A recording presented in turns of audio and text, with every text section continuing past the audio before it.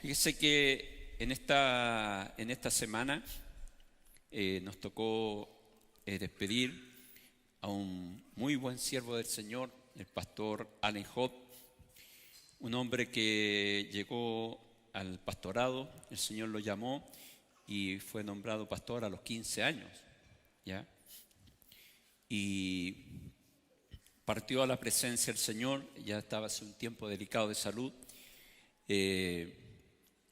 un hombre ya más o menos cerca de 85 años, y estuvimos en servicio fúnebre, y después cuando fuimos al cementerio, una de las cosas que llama la atención es el hecho de que había mucha gente, pero también dentro de esa gente había muchas familias, hijos y nietos.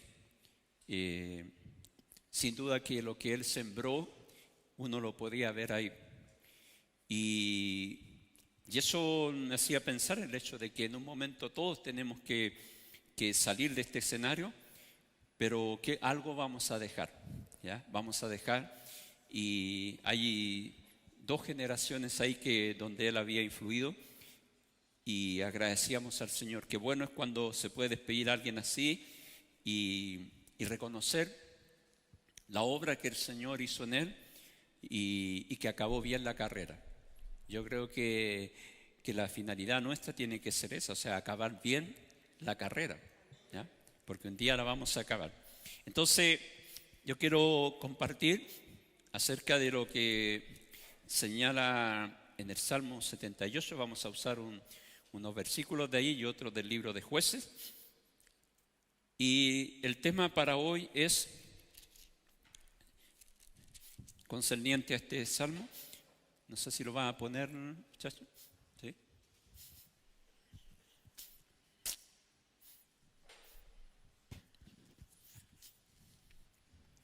Dice: no les ocultaremos estas verdades a nuestros hijos. Si pueden leer junto conmigo, sería bueno.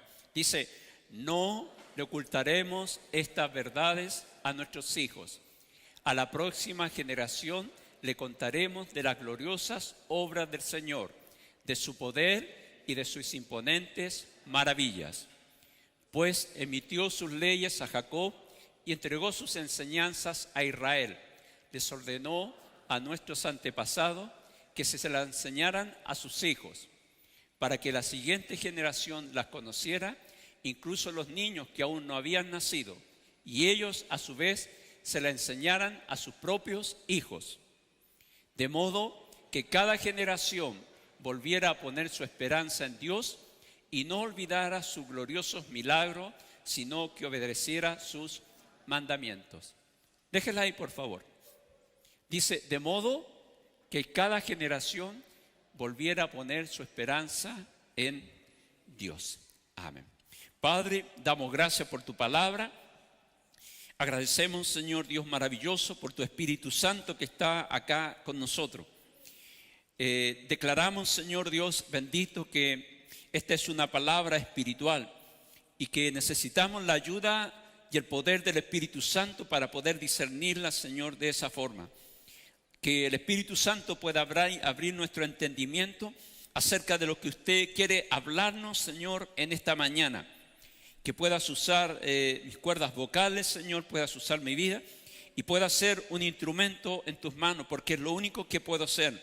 Porque no es mi palabra, es tu palabra. No es mi espíritu, es tu espíritu, Señor Dios. No es mi iglesia, es tu iglesia, Dios maravilloso.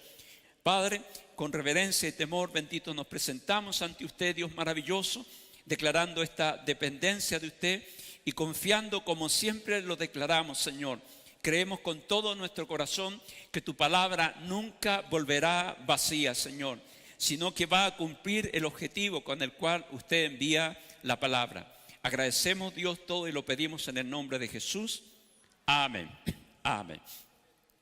Bueno, en anterior a lo que le mencionaba yo del pastor Allen Hobb, a quien tuve la oportunidad de conocerlo hace algunos años, y siempre que tuve una conversación con él, un hombre muy usado por el Señor, muy sabio, pero una humildad tremenda.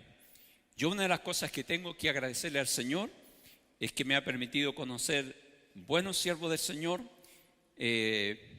con mucha sabiduría, pero también con mucha humildad. Eso yo se lo agradezco al Señor, que he sido puesto en buenas manos. Entonces, cuando estaba ahí, pensaba en lo siguiente. Una de las cosas que usted ni yo debemos olvidar, y ojalá estuviera siempre presente, es el hecho de que nosotros no somos eternos en esta tierra. Usted lo sabe, ¿no? Usted ni yo vamos a vivir por siempre acá. No está convencido, pero es así, ¿ya? Es así. En algún momento, en la omnisciencia de Dios, nosotros y en la sabiduría de Dios y en el tiempo de Dios llegamos a esta tierra, y en un tiempo también vamos a salir de esta tierra. No llegamos con nada a esta tierra y tampoco nos vamos a llevar absolutamente nada. Así que tiene que compartir lo que tiene, y yo también. Entonces, ahora, ¿pero qué tan conscientes somos nosotros de eso? Alguien escribió que si en verdad nosotros estuviéramos más conscientes de lo breve que es el tiempo en esta tierra, aprovecharíamos mejor el tiempo y no lo gastaríamos en vanidades, no lo gastaríamos en cosas que no son fructíferas, y tampoco andaríamos enojados tanto tiempo, no duraría tanto el enojo. Acuérdense lo que dice para las parejas y los matrimonios, Señor. Dice que no se ponga el sol sobre vuestro enojo, ¿ya? Porque no sabemos lo que va a ser el día de mañana. Entonces, como va a ser corto este tiempo, y me acordaba, me trajeron de Frutillar una flor que se llama flor de un día. Sale una sola vez al año, pero es una hermosa flor. Una vez al año sale, o sea, tiene que esperar que salga una vez al año y dura solamente un día. Pero es una flor con una hermosura tremenda. Un día le voy a traer tengo una foto aquí, pero más adelante se la voy a mostrar. Y dura solamente un día. Y eso Dios nos habla a través de la naturaleza, de lo corto que puede ser nuestra vida. Entonces, como sabemos que estamos de paso, sería bueno también tener presente o preguntarnos nosotros qué vamos a dejar a las generaciones que vienen después de nosotros, ¿ya? ¿Qué va a pasar con nuestros hijos? ¿Qué va a pasar con nuestros nietos, bisnietos y así sucesivamente? ¿Ya? Entonces, queramos o no queramos, algo vamos a dejar nosotros. Algo vamos a heredar a la generación que viene. Puede ser algo bueno o algo malo, pero algo va a recibir la generación que viene después de nosotros. Entonces, sería bueno pensar, ¿qué es lo que vamos a dejar? ¿Ha pensado qué va a ser de ellos cuando usted no esté? ¿Ha pensado cómo se van a desenvolver? Ellos estarán solos en un momento y van a seguir viviendo en el mismo mundo que estamos nosotros, un mundo caído. Por eso que la importancia de preparar, por eso la importancia de enseñar. Aun cuando uno sale de la casa, lo nota Artijo. Cuando yo me casé, pasaron varias cosas y yo pensaba que las cosas se hacían solas. Y ahí me di cuenta que no. Y quiero mostrarle un pequeño video para que vea la importancia de enseñarle también en ese sentido a los hijos, no solamente a las niñas, sino a los hombres también, acerca de cosas tan cotidianas que a lo mejor nosotros no las pasamos por alto. Quiero que veamos un video.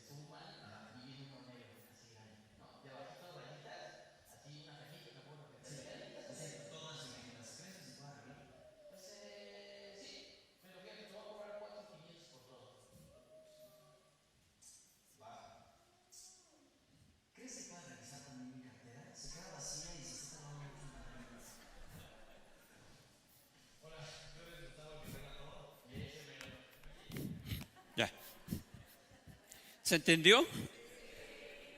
Bueno, eso me pasó a mí.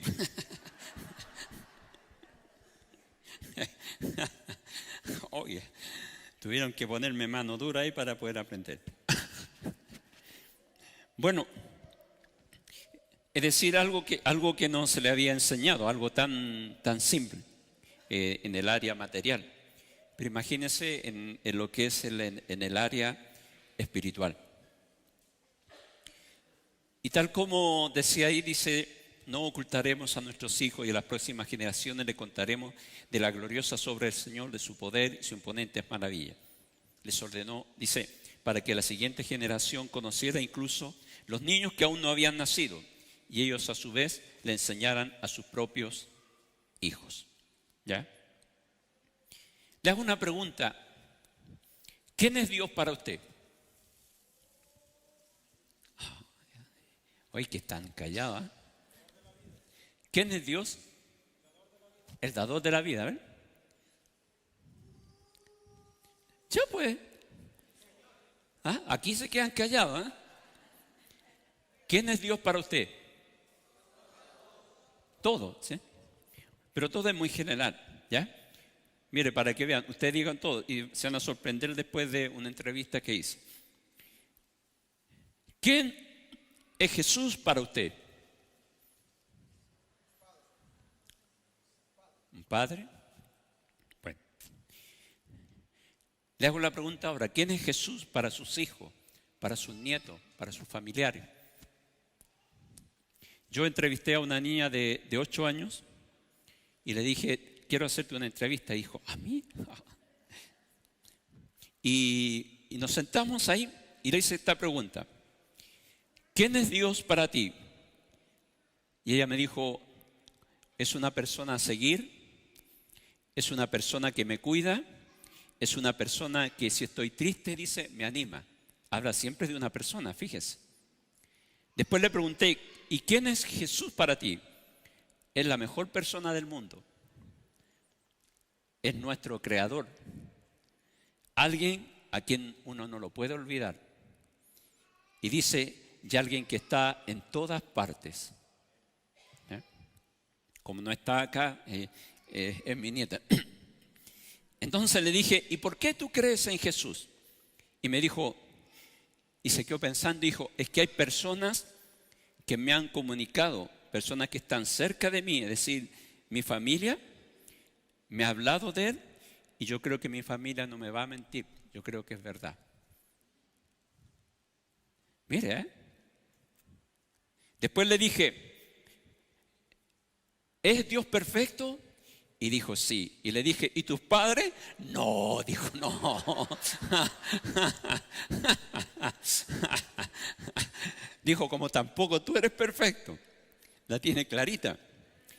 Y le dije, ¿y cómo podemos conocer más a Dios? Dijo, entonces ahí dijo, la verdad, dijo, si yo quiero conocer más a Dios, siendo sincera, dijo, tengo que orar más. Y tengo que leer más la palabra. ¿Ya? Fíjese, todo lo que me dijo, yo le pregunté a usted y usted se quedó callado. Y de verdad me quedé pensando en ello. ¿Ya? Pero sabe, hay un detalle y que ella siempre habló de una persona y habló de Dios de muchas características, pero nunca me dijo, Él es mi Salvador, porque tiene que llegar el momento en que tenga ese encuentro. ¿Ya? Entonces, Dios, fíjese que nosotros tenemos una tremenda responsabilidad con la generación que viene. Y Dios le había dado instrucciones al pueblo de Israel. ¿Cuáles fueron las instrucciones que Dios le entregó al pueblo de Israel? Le dijo, tú, tus hijos, tus nietos, teman al Señor, tu Dios, dice, durante toda su vida. Si obedeces todos los decretos y los mandatos del Señor, disfrutarás, dice, de una larga vida. Y siempre Dios parte por nosotros primero. Acá no dice que tus hijos, que tus nietos teman al Señor. Lo primero que Dios le dice, tú. O sea, el primero que tiene que temer al Señor, el primero que tiene que amar al Señor, el primero que tiene que adorar al Señor, ¿quién es? Yo, pues, diga yo. Yo. Eso fue lo que señaló. Pero también en el mismo libro de Deuteronomio, ¿ya? En el mismo capítulo 6, fíjese lo que dice. Escucha, Israel, el Señor es nuestro Dios. Solamente Él es el Señor. Ama al Señor tu Dios con todo tu corazón, con toda tu alma y con toda tu fuerza. Y debes comprometerte con todo tu ser a cumplir cada uno de estos mandatos que te entrego hoy. Repíteselos a tus hijos una y otra vez. Habla con ellos en tus conversaciones, cuando estés en casa, cuando vayas por el camino y cuando te acuestes y cuando te levantes. Es decir, en todo momento. Repítelo, dice, ¿a quién? A tus hijos una y otra vez. ¿Ya? Esas fueron las instrucciones que Dios le dio. Esto no era una alternativa. Dios no le dijo, oye, no sé si tú puedes hacer esto, sino que fue un mandato. Y también tú y tus hijos y tus nietos teman al Señor durante toda su vida. Esa fue la promesa. Dice, si obedeces los decretos y los mandatos del Señor, disfrutarás de una larga vida. Pero ¿qué pasó con esta generación? El libro de Jueces nos habla de algo lamentable que aconteció en aquel entonces. Dice la palabra en el libro de Jueces que se levantó una generación que no conocía al Señor. No lo conocía. No conocían los milagros que Dios había hecho. No conocían al Señor, menos conocían los milagros que Él había hecho. En el capítulo 2 del libro de Jueces, versículo 10 dice: después que murieron todos los de esa generación, creció otra generación que no conocía al Señor ni recordaba las cosas poderosas que Él había hecho por Israel. Los israelitas hicieron lo malo a los ojos del Señor y sirvieron a las imágenes de Baal. Abandonaron al Señor Dios de sus antepasados, que Él los había sacado de Egipto, y siguieron y rindiendo culto a otros dioses, los dioses de los pueblos vecinos. Así provocaron el enojo del Señor y abandonaron al Señor para servir a Baal. ¿Qué pasó con las instrucciones que Dios le había dado a esta generación? ¿Qué pasó con la misión que Dios le había dado a esta generación? Porque todos estamos en esta misión, no es solamente acá. Nosotros después vamos a estar orando por José, su familia, el misionero, pero usted también es misionero, usted también tiene que cumplir una misión. Y también tenemos una misión nosotros, esta generación, con la generación que viene. Esta nueva generación que se levantó ahí en Israel era una generación que había escuchado de Dios, pero no había escuchado a Dios. Para ellos, me imagino que era una mera religión, una leyenda y nada más que eso. Insisto, habían escuchado de Dios, pero ellos no habían escuchado la voz de Dios. Y ahí viene la pregunta para nosotros. Yo le preguntaba a usted, ¿quién es Dios para usted? Y usted puede decir muchas cosas. Y la pregunta es, ¿y quién es Dios para los que vienen después de usted? ¿Quién es Dios para sus hijos? ¿Quién es Dios para sus nietos? ¿Quién es Dios para su familia? Alguien escribió lo siguiente: la fidelidad a Dios de una generación no garantiza la fidelidad de la siguiente generación. Esto no es automático, hermano. No porque yo haya creído en el Señor, no porque yo haya buscado del Señor, no porque yo haya hecho esto, se va a traspasar automáticamente a la siguiente generación. Nosotros tenemos la misión de traspasar eso a la siguiente generación. Esa es la responsabilidad que tenemos nosotros. Porque no podemos decir, ya, yo voy a encontrarme con el Señor y listo, y ya, llévame al Señor y listo. Pero ¿y qué es lo que dejé a la generación que va a quedar acá? ¿Cómo se van a desarrollar? ¿Cómo se van a enfrentar con este mundo caído? Porque este es un mundo caído, hermano querido. ¿Qué va a pasar con ellos? Y eso es lo que nosotros tenemos que enseñar y preparar. Una generación debe declarar a la siguiente generación lo que son las maravillas de Dios. Usted tiene que hablarle de Dios. No le hable de religión, háblele de Dios. Hable de lo que Dios ha hecho con usted. ¿Ha hecho Dios maravillas con usted? Amén. Entonces tiene que contársela a los suyos. ¿Ha estado en situaciones difíciles donde Dios lo ha levantado? También. ¿Ha estado enfermo donde Dios lo ha levantado? Amén. ¿Ha visto la mano del Señor usted? Tenemos que contarle, porque nuestros hijos, nuestros nietos están escuchando tantas cosas. Hay tantos medios de comunicación y están siendo bombardeados, pero nosotros tenemos que bombardearlo con la palabra del Señor, pero no como una imposición, con un testimonio vivo. Ellos tienen que ver en nosotros, como dice, un modelo a seguir. Si el pueblo de Dios conoce personalmente, si el pueblo de Dios lo conoce personalmente a Él, sin duda que van a obedecer, dice, el pacto. Pero fíjese lo que pasó acá. Sin embargo, después de Josué, los líderes, jefes de familia, no guardaron el pacto. ¿Qué pasó con esos líderes? ¿Qué pasó con los que vinieron después de Josué? Dice que y esa familia, los jefes de familia, no guardaron el pacto con Dios. Es decir, se olvidaron de Dios. Y si usted cree que se habían perdido la relación con Dios, se habían olvidado de Dios, ¿qué le iban a entregar a la próxima generación?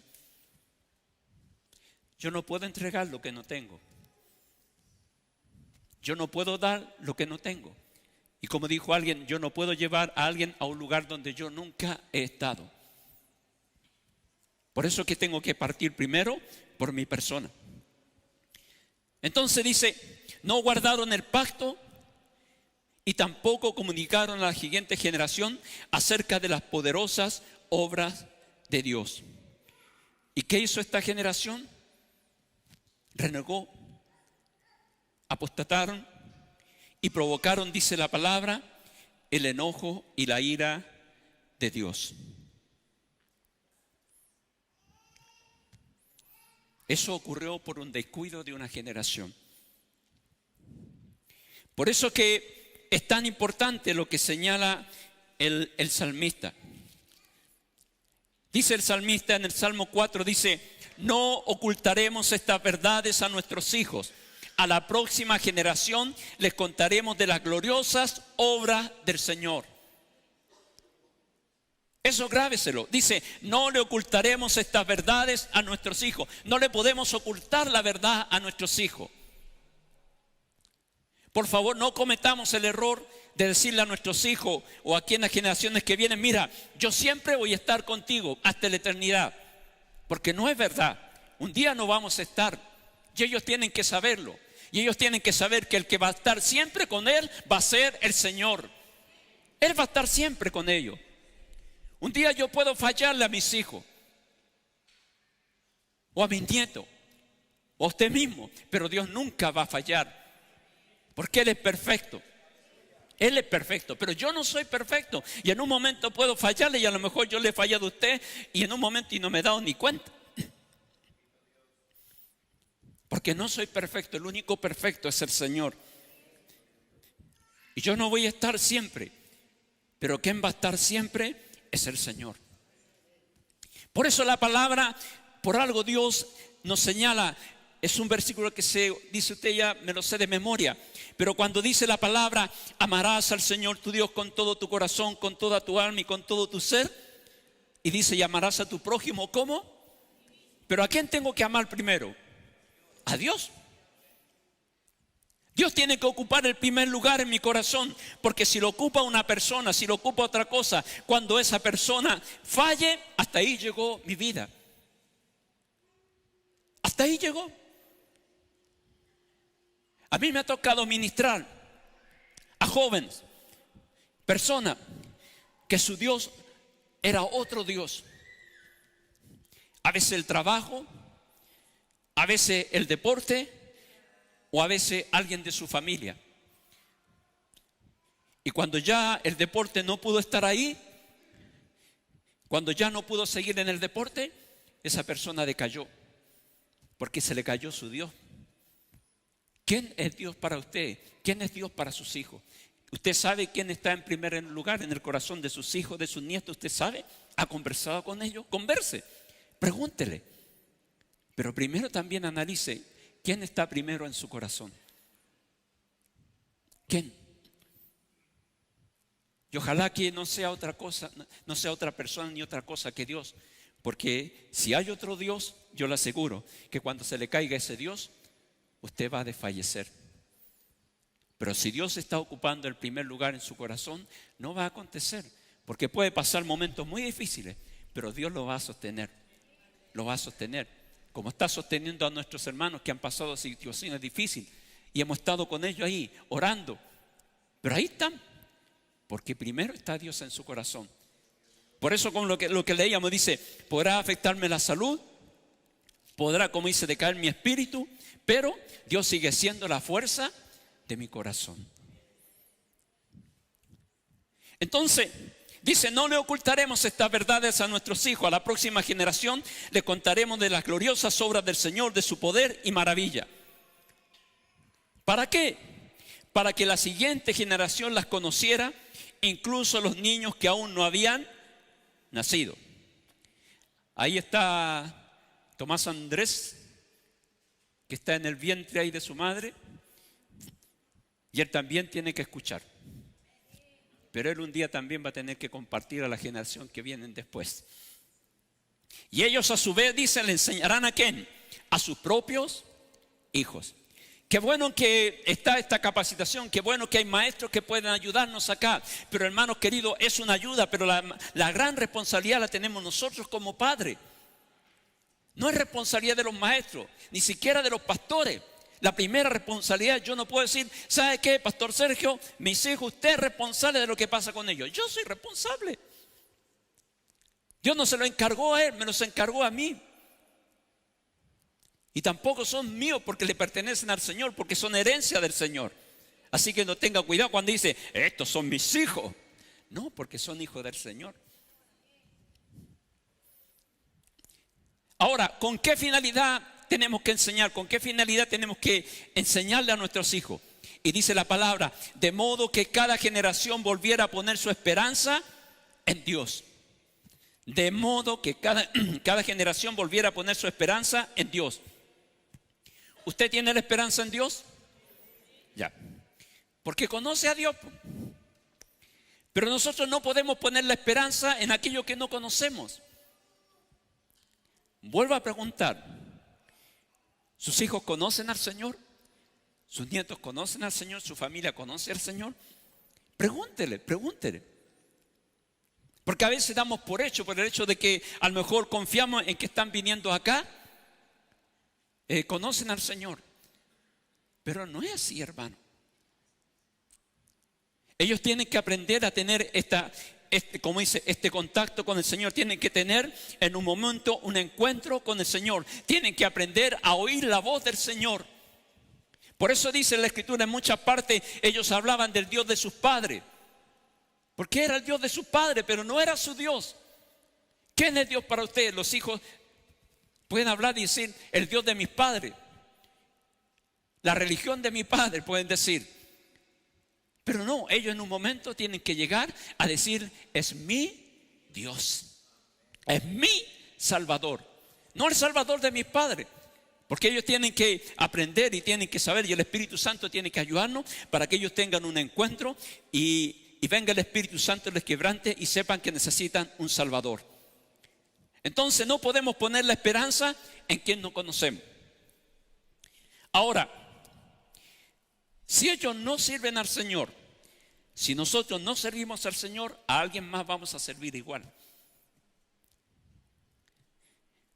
Si nosotros no adoramos al Señor, si ellos no adoran al Señor, a alguien más van a adorar. Pero van a adorar porque Dios nos hizo con esa capacidad de adorar. Por eso Dios dice que debemos adorarle, porque Él sabe, Él puso esa capacidad en nosotros. Y si nosotros no adoramos a Dios, vamos a terminar adorando cualquier cosa. Insisto, trabajo, una profesión, a alguien integrante de la familia. Porque si un integrante de la familia está ocupando el primer lugar, ojo, yo amo como dice mi familia, Pero ellos saben muy bien que ellos están después de Dios. Y tienen que estar. Dios tiene que ocupar siempre el primer lugar. Y no puede ocuparlo ninguna cosa, ninguna persona. Porque eso, ¿sabe lo que es? Idolatría. Los dioses han cambiado. Antes eran figuras, ahora son... Hasta este aparato se puede convertir en nuestro Dios.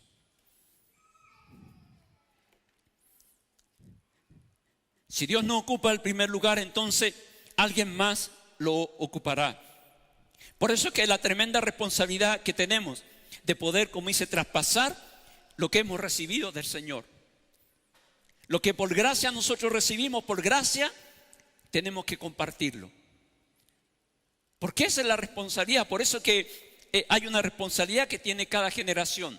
Y la responsabilidad es de empezar, como dice, cumplir con esta misión de traspasar, como dice, esta fe a nuestros hijos.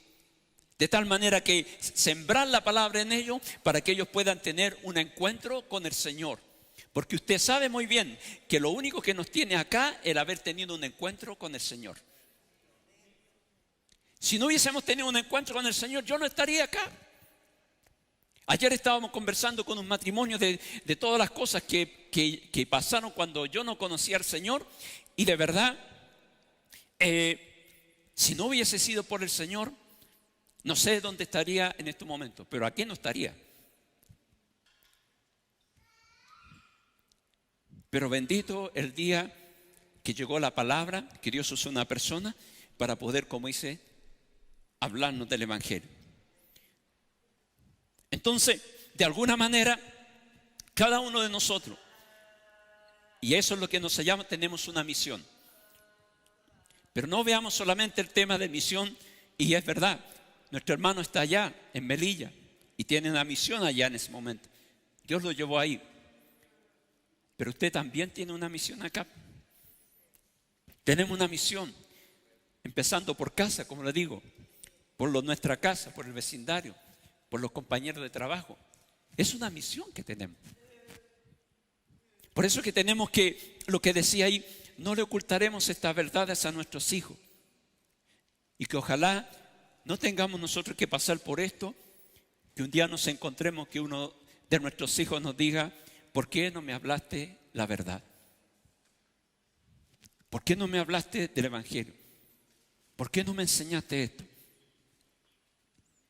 ¿Para qué? Para que ellos pongan, y dice, de modo que cada generación volviera a poner su esperanza en Dios y no olvidara sus gloriosos milagros, sino que obedeciera sus mandamientos. Entonces recordemos lo que la palabra nos dice. Tú y tus hijos y tus nietos teman al Señor, dice, durante toda su vida. No, esto no es para un momento, esto es para toda la vida. Porque está en juego algo tan grande como lo que es el destino de nuestras almas. Usted puede, como le digo, insisto en esto, nosotros nos esforzamos para que nuestros hijos pudieran estudiar, ser profesionales, y sé que usted también lo ha hecho y otros están empezando, pero no es todo lo que necesitan. Les digo por qué. Porque pueden ser excelentes profesionales, tener una vida material muy buena, pero la palabra dice, ¿de qué vale ganar el mundo entero y si pierdo mi alma? Dígame, ¿de qué ha servido? Podemos llegar a tal punto, hermanos queridos, que creer tenerlo todo y a su vez no tener absolutamente nada. Y ellos tienen que saber, esta generación que viene, y nosotros tenientemente tenemos que saber que si no está Jesús en nuestra vida, si no está Dios en nuestra vida, no tenemos absolutamente nada. Pueden haber propiedades, cuentas bancarias, distintas cosas que no son malas, pero si no está Cristo, no tenemos absolutamente nada. ¿Se fija en la tremenda misión que tenemos? Y a lo mejor usted piensa, dice, tal vez ya es tan grande, ¿qué es lo que puedo hacer? Si sus hijos ya han partido, han estado formando su familia, interceda por ellos, ore por ellos. Y si hay alguno que en un momento se ha apartado, siga orando, siga orando. Siga orando. Siga orando, porque la oración de fe tiene poder. No se desanime, porque todo en un momento nos tendemos a salirnos del carril, a darnos una vuelta. Pero confiemos en lo que dice el Señor: instruye al niño en su camino, ¿ya? En el camino, en lo que Él hace. No se ponga, por favor, en la casa y dice: pastor, necesito un púlpito porque voy a predicarle a mi familia. No, hágalo en los momentos cuando usted está en la mesa, cuando le pueda llevar un desayuno a uno de ellos, cuando se junte por ahí a tomar un café. Hágalo, hágalo y compártale de las maravillas, que ellos sepan. En esta entrevista que le hacía a la nieta, fíjese, me dijo: ¿cómo era tu vida cuando tú eras pequeño? ¿Con qué jugabas? Yo le dije: no teníamos televisor, no teníamos celular, no teníamos teléfono, teníamos que ir a una compañía allá lejos para hablar por teléfono. No había esto, ninguna de esas cosas. Y dijo: ¿y cómo se entretenían ustedes entonces? Y ella decía: porque con las cosas que nos entreteníamos. Y conversamos. Y es bueno conversar, tener esa conversación con las generaciones que vienen. Porque para ellos, todo esto que tienen ahora es como normal. Y ella pensaba que nosotros también lo habíamos tenido. Ahora déjeme decirle, yo nunca he sido de esto y mis hijos están de testigo. Nunca yo he dicho: yo quiero que mis hijos tengan todo lo que yo no tuve. Porque aunque no fue una vida, como dice, abundante, y aunque yo no conocía al Señor, pero desde que estaba en el vientre de mi madre, la misericordia de Dios me seguía, como a usted también. Aun cuando no le conocíamos, estaba la misericordia de Dios. Aun cuando no estábamos ni ahí con Dios, estaba la misericordia de Dios. Y llegó el momento en que nos encontramos con Él y entendimos que había un Creador, que había un Salvador, que no éramos los buenos que creíamos, sino que pecadores, y necesitamos a Jesús. Entonces, usted puede decir: ya no tengo nada que hacer en este mundo. Hay mucho que hacer. El pastor Alejó partió y sin duda Dios en su soberanía lo llevó. Y nosotros estamos todavía acá, y la pregunta es: ¿por qué Dios nos tiene acá todavía? Algo tiene que hacer usted, algo tengo que hacer yo. A veces demasiadas veces invertimos mucho tiempo en lo que está pasando a nuestro alrededor, pero no nos preocupamos de lo que está pasando en nuestro interior y al interior del corazón de nuestros hijos, de nuestros nietos, de nuestra familia. Tómense el tiempo para preguntarle acerca. A veces nosotros creemos que es obvio que ellos conocen al Señor porque nosotros le hemos conocido. Pero ellas necesitan tener, esta generación necesita conocer a Dios. Para que cuando salgamos de esta tierra, Dios pueda decir: buen siervo, hicimos lo que teníamos que hacer. Que Dios nos ayude a terminar bien la carrera y que si dejamos una huella, que sea una buena huella. Y que si dejamos una herencia, que sea la herencia esta del Evangelio, de la palabra. Pero tiene que partir con algo, y que con esto termino. Tiene que partir con su testimonio. ¿Cómo una generación va a saber lo que es la búsqueda de la presencia de Dios si yo no lo busco? ¿Cómo la generación va a saber lo importante que es la palabra del Señor si no me ven escudriñando la palabra? ¿Cómo van a saber qué importante es la oración si no me ven orando? ¿Cómo van a saber qué importante es el poder congregarme y estar con mis hermanos si no lo hago? ¿Se fija? Tenemos que partir por nosotros. Escudriñemos nuestro corazón y que Dios nos prepare para que podamos, con la ayuda y el poder del Espíritu Santo, poder dejar una buena herencia, a nuestra generación. Ocúpese de que ellos puedan estudiar. Ocúpese de que tengan un buen... Después puedan ser profesionales.